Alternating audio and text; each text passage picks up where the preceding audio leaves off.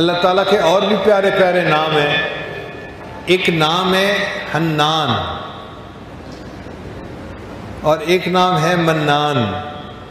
یا حنان یا منان یہ بیت اللہ کے غلاف کے اوپر بھی لکھا ہوا ہے. آپ جا کے کبھی دیکھیں نا غلاف کو، تو جہاں اللہ اللہ کا نام لکھا ہوا ہے بعض لائنوں میں یا حنان یا منان، یا حنان یا منان بھی لکھا ہوا ہے.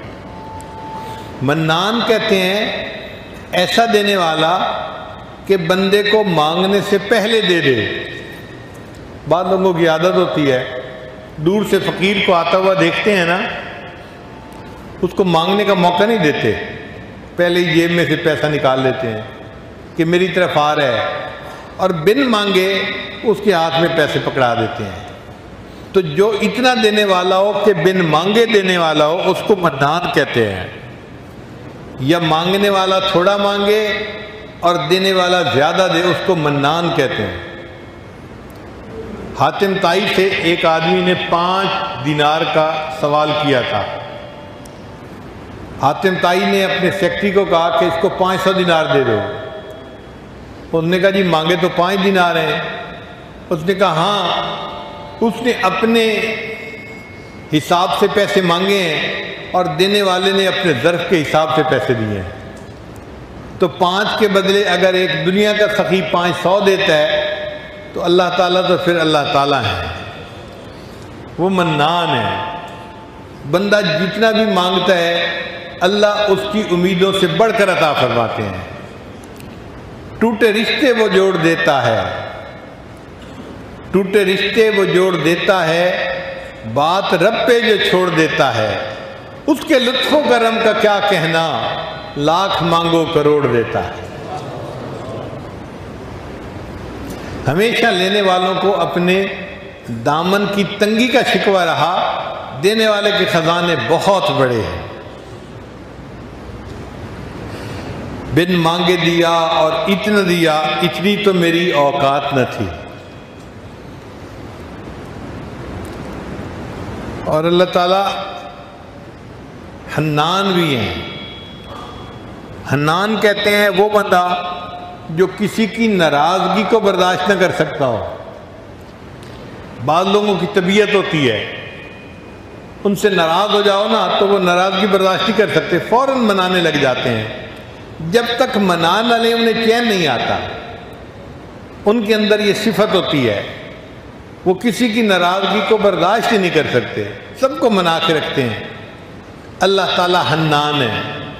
اللہ بھی اپنے بندوں کو اپنے سے ناراض نہیں ہونے دیتے.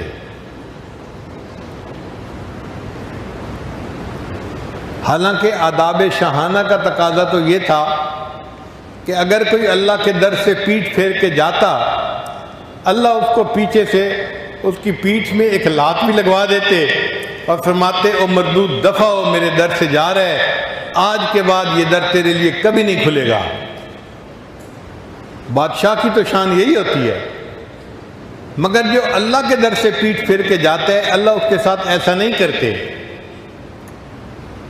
قرآن مجید میں اللہ فرماتے ہیں یا ایھا الانسان ما غرک بربک الکریم، اے انسان تجھے تیرے کریم پروردگار سے کس چیز نے دھوکے میں ڈال دیا؟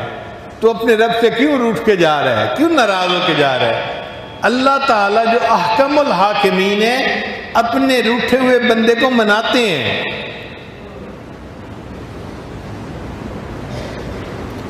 جس طرح ماں چھوٹے بچے کو مناتی ہے، بیٹا اماں سے روٹھا نہیں کرتے، اللہ تعالیٰ بھی اسی طرح اپنے بندے کو مناتے ہیں، اے بندے اپنے رب سے روٹھا نہیں کرتے.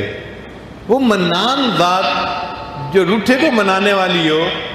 اب آپ سوچیں کوئی روٹھا ہوا بندہ اس کے دروازے پہ آ جائے تو اللہ تعالیٰ کتنا جلدی خوش ہو جائیں گے اس بندے سے. اس لیے فرمایا کہ اگر کوئی بوڑھا ساری زندگی غفلت کی زندگی گزارتا رہا، اب ساری رات کھانستا رہتا ہے، جن دور کے رشتہ داروں کے گھر رہتا تھا انہوں نے بھی جواب دے دیا کہ بڑے میاں آپ جائیں، آپ کے کھانسنے کی وجہ سے بچے رات کو جاگ جاتے ہیں، نیند نہیں آتی، تو ہم آپ کو گھر میں نہیں رکھ سکتے. اب اس کا قریبی رشتہ دار کوئی نہیں. جن کے پاس رہتا تھا انہوں نے بھی گھر سے نکال دیا۔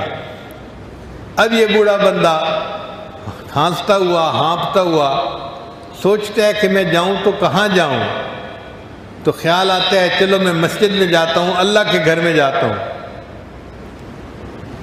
تو اللہ تعالیٰ اس بندے کو تانے نہیں دیتے، جب جوانی تھی اس وقت تو تجھے میرا گھر یاد نہ آیا، جب حسن تھا اس وقت تو تجھے میرا در یاد نہ آیا، اب تیرے منہ میں دانت نہیں اور تیرے پیٹ میں آنت نہیں، جسم میں طاقت نہیں، کچھ نہیں تیرے پاس رہا بچا، اب میرا گھر یاد آیا ہے۔ اللہ اس بندے کو تانا نہیں دیتے، بلکہ وہ بوڑھا اگر ہانپتا کانپتا اللہ کے گھر کی طرف جا رہا ہے تو اللہ فرماتے ہیں میرا یہ بندہ اس بڑھاپے میں زندگی بھر گناہ کی زندگی گزارتے کے بعد آ رہا ہے، وَإِنْ أَتَانِي يَمْشِي أَتَيْتُهُ هَرْوَلًا، یہ چل کے میرے گھر کی طرف آ رہا ہے اور میری رحمت اس کی طرف دوڑ کے جا رہی ہے۔ وہ بندہ ایک قدم اٹھاتا ہے، اللہ کی رحمت 2 قدم قریب ہوتی ہے۔ وہ کیسی ذات ہے کہ جو اس بوڑھے کو بھی نہ نہیں کرتی، تانا نہیں دیتی، اس کے لیے بھی اپنے گھر کے دروازے کھول دیتی ہے۔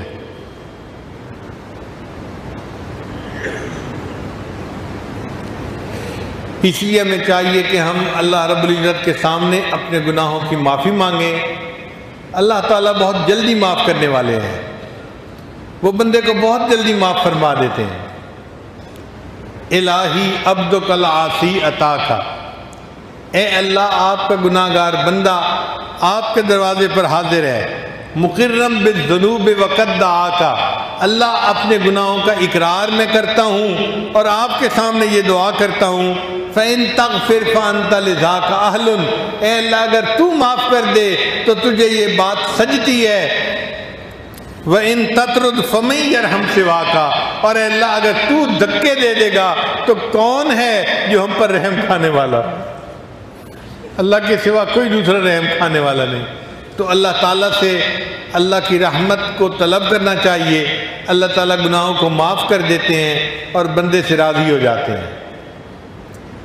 ابن قیم رحمۃ اللہ نے واقعہ لکھا ہے کہ میں ایک گلی میں سے گزر رہا تھا، میں نے دیکھا ایک ماں اپنے بچے سے ناراض تھی، کوئی 6-7 سال کی عمر کا بچہ تھا، ماں اس کو تھپڑ لگا رہی تھی، مکے مار رہی تھی، دھکے دے رہی تھی، کہہ رہی تھی تو میری کوئی بات نہیں مانتا، تو کتنا ضدی ہے، کتنا نافرمان ہے، اور دروازہ کھول کے ماں نے اس بچے کو باہر دھکا دے دیا، اگر تو نے میری بات کوئی نہیں ماننی تو دفع ہو یہاں سے، میرے گھر میں تو نہیں رہ سکتا، اور ماں نے غصے میں دروازہ بند کر لیا۔